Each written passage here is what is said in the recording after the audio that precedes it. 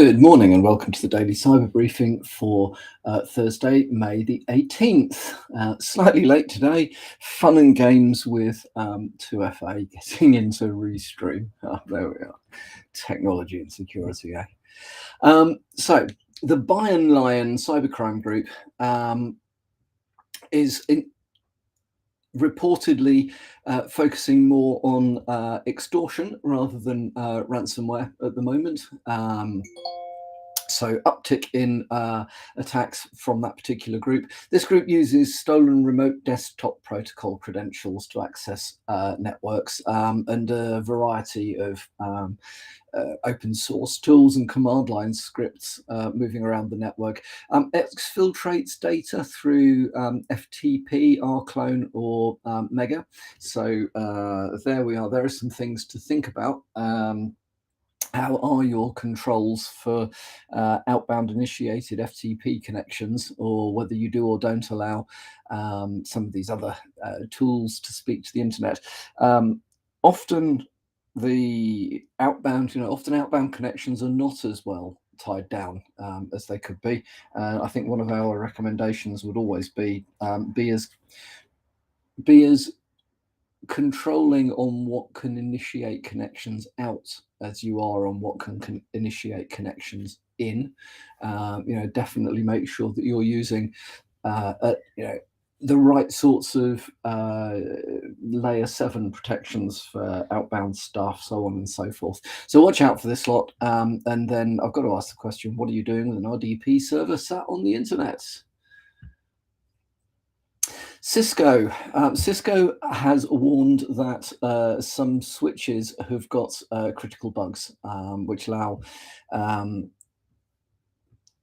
remote code exploitation. So the switches associated with this or with these vulnerabilities are the 250 series smart switches, 350 series managed switches, 350X series stackable managed switches, 550X stackable managed switches,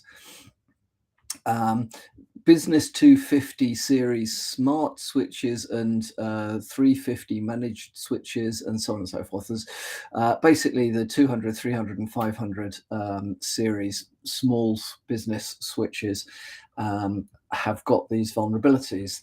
If you are interested in the CVEs, they're in the article that's linked to this podcast. So snag with this is Cisco say these things are end of life, so they are not planning on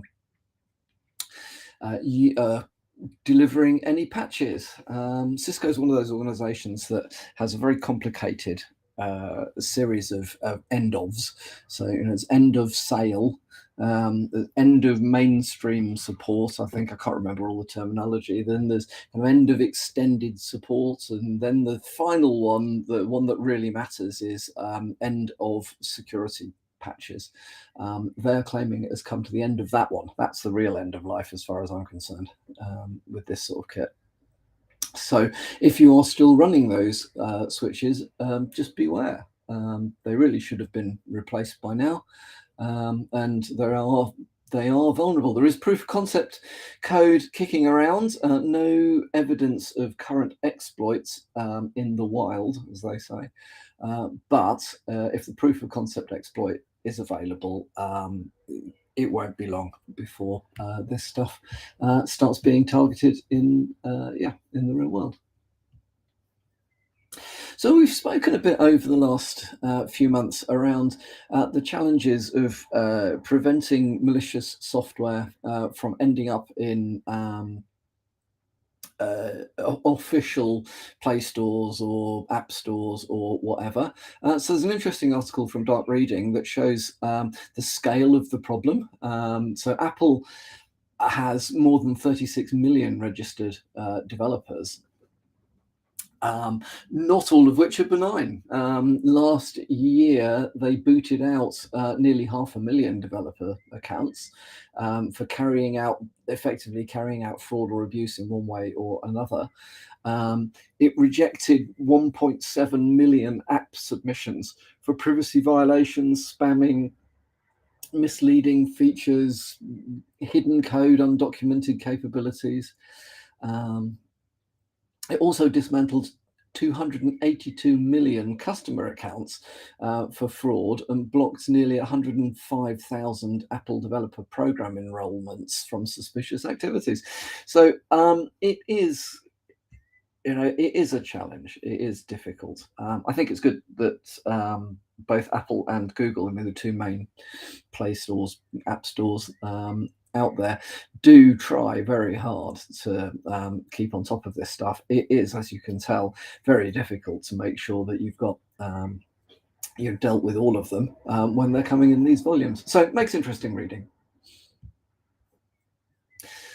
Microsoft has pulled a Defender update that fixed the Windows LSA protection bug. Getting a bit complicated. So we spoke about this a week or so ago, I think. Certainly, it might have been end of April. The LSA protection bug had been